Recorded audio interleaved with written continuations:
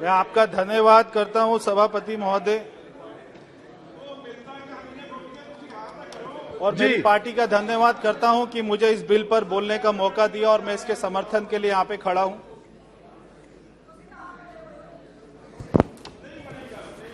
और मैं शुरुआत में ही सदन को बताना चाहता हूं, देश को बताना चाहता हूं, विपक्ष को बताना चाहता हूं, हम जिस दिल्ली की बात करते हैं वो एक यूनियन टेरिटरी है, कोई राज्य नहीं है। बार बार दिल्ली के मुख्यमंत्री द्वारा राज्य के अधिकार मांगना और ये सारा विपक्ष आज जो गठबंधन बनाकर उनको समर्थन कर रहा है, ये अपने आप में बहुत ही विचित्र की बात है। ना जाने कैसे कैसे अपशब्द बोलकर दिल्ली के मुख्यमंत्री ने, जो यहां पर कांग्रेस के लोग बैठे हैं, डीएमके के लोग बैठे हैं, जितने भी पार्टी आज उनको समर्थन कर रही है, कि आज वो सारी बातें सोचकर भी बहुत ही अपमान सी स्थिति हो जाती है कि कैसी बातें गठबंधन को बोला। और आज ये सारे नेता उनके साथ में बैठकर मिलकर उनको सपोर्ट करते हैं। मैं अपनी बात को 2 लाइन से शुरू करूंगा कि जिनका विरोध करने राजनीति में उतरे, आज करने को गठबंधन उनके यहां पर प्राइवेट जेट से उतरे।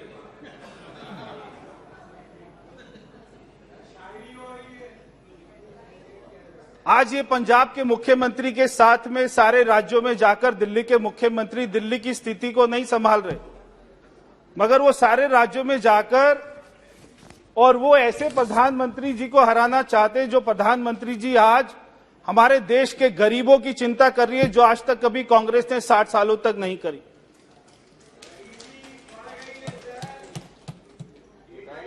मैं बताना चाहता हूं कि दिल्ली, हम जिसको भारत का दिल कहते हैं, वो देश की राजधानी है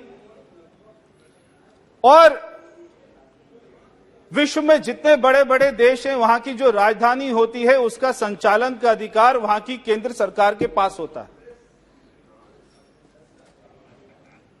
हमारी दिल्ली में ये संसद भवन भी है, तो हमारी दिल्ली में सारी नेशनल एजेंसीज के हेडक्वार्टर भी हैं।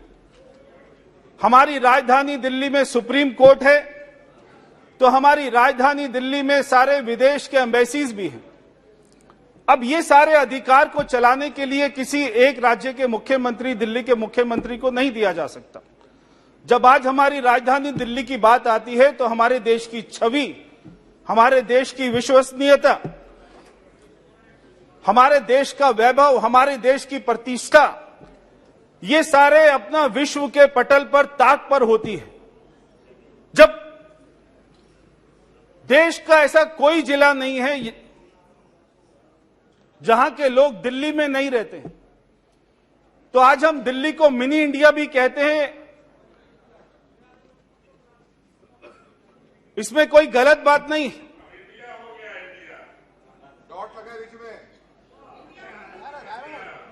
धब्बे हैं, भारत भारत ही रहेगा। मगर बार बार दिल्ली के मुख्यमंत्री को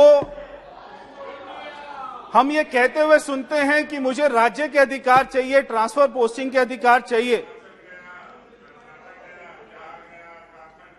एक आदमी दुकान पर जाता है टीवी खरीदने के लिए और वो वहां पर सारा मुआयना करके बोलते हैं मुझे ये वाला टीवी खरीदना है।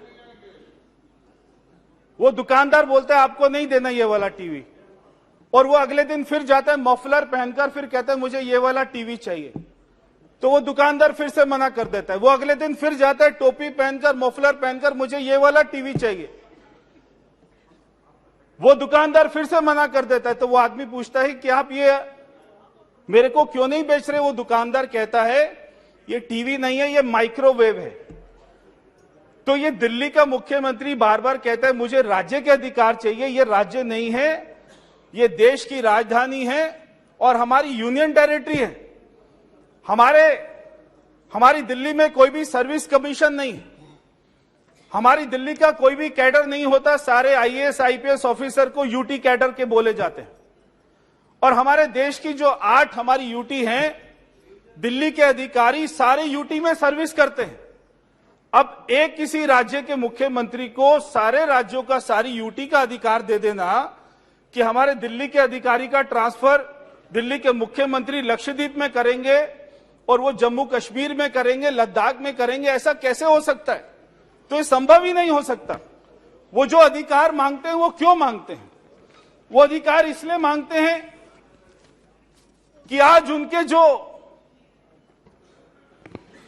उप मुख्यमंत्री हैं वो पिछले 6 साल से 6 महीने से जेल में हैं।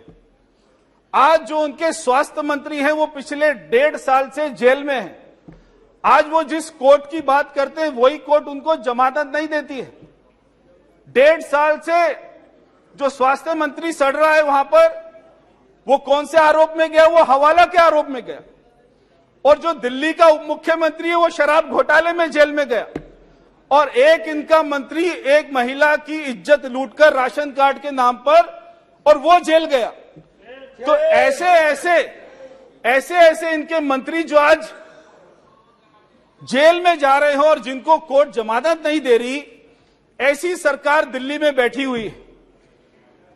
ये वही सरकार है जो 2013 में मैं भी विधानसभा का चुनाव लड़ा था, मैं भी विधायक बना, और ये कांग्रेस के साथ में समर्थन कर दिल्ली के मुख्यमंत्री केजरीवाल ने कहा कि मैं अपने बच्चों की कसम खाता हूं कांग्रेस का समर्थन नहीं लूंगा, मगर कांग्रेस का समर्थन लेकर सरकार बनाई।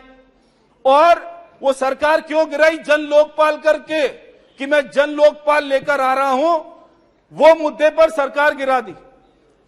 मगर आज 8.5 साल हो गए दिल्ली में जन लोकपाल नहीं आया है। ये इतना झूठा व्यक्ति है आज जो दिल्ली के लोगों को मिला है। और ये सदन को जानकर बहुत ही हैरानी होगी कि दिल्ली के मुख्यमंत्री 8.5 साल से सरकार में हैं। 8.5 साल से वो 8 बार भी अब अपने सचिवालय नहीं गए। 8 बार भी वो सारे आईएएस ऑफिसर को अपने घर पर बुलाते हैं। और एक बार उन्होंने दिल्ली के जो पहले मुख्य सचिव रहे अंशु प्रकाश जी, रात को उनको अपने घर पर बुलाकर अपने विधायकों द्वारा उनकी पिटाई कराई। आज भी वो केस चल रहा है। तो क्या कोई सोच सकता है एक मुख्यमंत्री अपने मुख्य सचिव को पीटता हो? एक मुख्यमंत्री आईएएस ऑफिसर को बुला के उनकी बेइज्जती करता हो और वहां पर उनको गालियां देता हो, और फिर ये बात करते हैं कि आईएएस ऑफिसर की ट्रांसफर पोस्टिंग का अधिकार हमें मिलना चाहिए। जब दिल्ली में कोविड आया तो ये वही मुख्यमंत्री है दिल्ली के जिन्होंने हमको संभालने की बजाय, गरीब लोगों को संभालने की बजाय, यूपी बिहार के लोगों को संभालने की बजाय लाखों लोगों को बॉर्डर पर भेज दिया मरने के लिए कि आप अपने अपने राज्य चले जाइए। वो तो हमारी सरकार थी, हमारे गृह मंत्री जी थे, हमारे प्रधानमंत्री जी थे जिन्होंने दिल्ली में हॉस्पिटल बनाए, हमारे लोगों को वैक्सीन दी, हमारे लोगों को इंजेक्शन दिया और आज हमारे दिल्ली के लोगों की जान बचाई।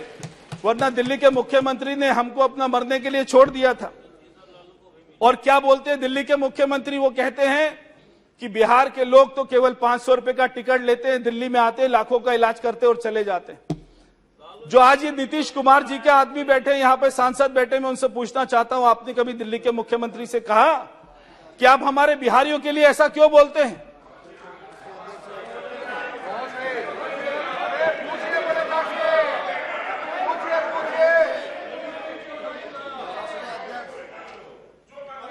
और दिल्ली के मुख्यमंत्री क्या कहते हैं?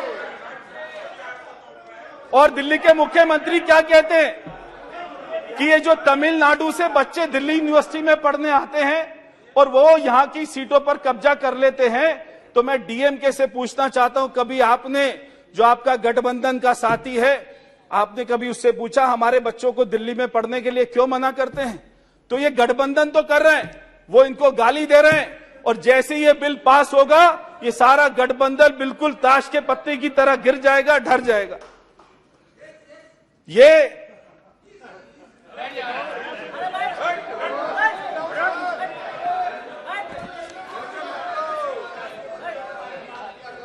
एक दिल्ली के मुख्यमंत्री कहते हैं हमारे दिल्ली पुलिस के सिपाही, हमारे दिल्ली पुलिस के अधिकारी जो उनकी सुरक्षा भी करते हैं, उनके मंत्रियों की भी सुरक्षा करते हैं, दिल्ली का मुख्यमंत्री कहते हैं कि दिल्ली पुलिस के ठुल्ले, अगर ऐसा कोई शब्द का प्रयोग करेगा तो क्या कोई आईपीएस ऑफिसर उसके अंदर में काम कर सकता है? क्या हम उसको अधिकार दे सकते हैं दिल्ली पुलिस को संभालने के लिए?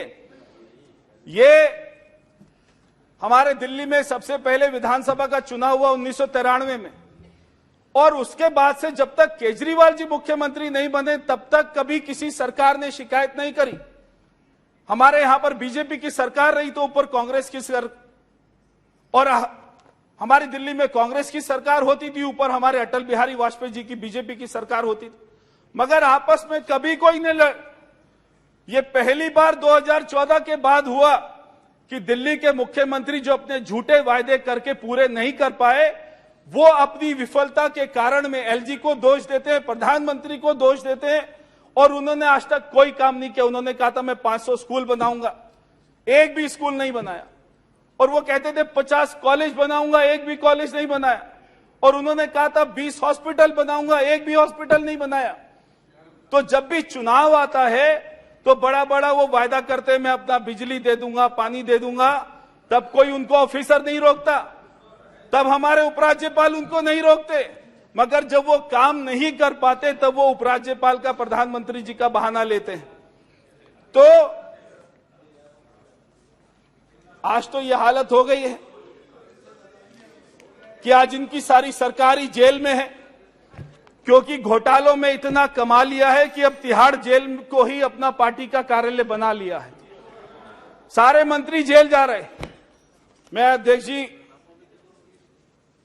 इस बिल का समर्थन कर रहा हूं, और यहां पर जितने गठबंधन के लोग बैठे उनसे भी कहना चाहता हूं कि ये अगर आप जो इसको अधिकार देने की बात कर रहे हैं ना, अगर इसको अधिकार मिल गया तो अभी इसने पीछे एक हमारे दिल्ली में फीडबैक यूनिट बनाया था, और वो फीडबैक यूनिट में हमारे एलजी ऑफिस का, सभी सांसदों का, सभी बीजेपी के विधायक का, आईएएस आईपीएस ऑफिसर का इसने फोन को अपना टैप करना शुरू कर दिया था। अगर ये जो गठबंधन के लोग बैठे हैं, अगर आप उनको अधिकार दे देंगे तो आपके सारे फोन भी केजरीवाल टैप करेगा, फिर आपको अपना चिंता होगी। इसलिए मैं ये बिल का समर्थन कर रहा हूं, और आखिर में 2 लाइन बोलकर अपनी बात को समाप्त करता हूं कि अन्ना आंदोलन के वो महान असूल वो सारे यमुना में बह गए, और रामलीला मैदान से निकलकर सरजी आज केवल अपने विज्ञापन में सिमट कर रह गए। ये केवल विज्ञापन की सरकार है। 13,000 करोड़ रुपए के विज्ञापन से ये सरकार चल रही है, और कोई कारण नहीं है। इसलिए मैं सभी सदन का मैं हाथ जोड़कर कहूंगा कि इस बिल का समर्थन करें। धन्यवाद। बहुत बहुत धन्यवाद।